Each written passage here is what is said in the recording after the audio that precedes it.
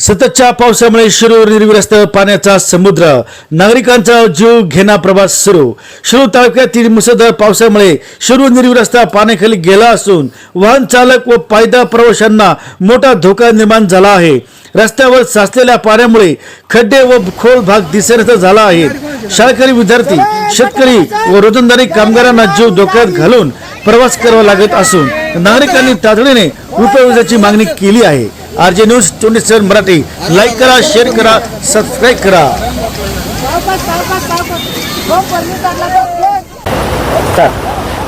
हा irrigation tank वर हा भरल्यानंतर ह्या सांडव्यामध्ये सुद्धा पाणी बसत नाही. बाबळसर, कारेगाव, करड, इकडे लंगेवाडी, चव्हाणवाडी, सगळ्या परिसरातला मोठेवाडीचा भाग, इकडे लिंबोण्याचा काही भाग, ह्या परिसरातून सगळं पाणी इकडे खाली ह्या इरिगेशन टँकमध्ये येतं आणि इथं ह्या वड्यामध्ये पाणी बसत नाही. याला पाईप टाकल्यात तर पाईप काढून याला कॉलममध्ये RCC मध्ये पूल करावा लागेल तेव्हा हे पाणी बसन.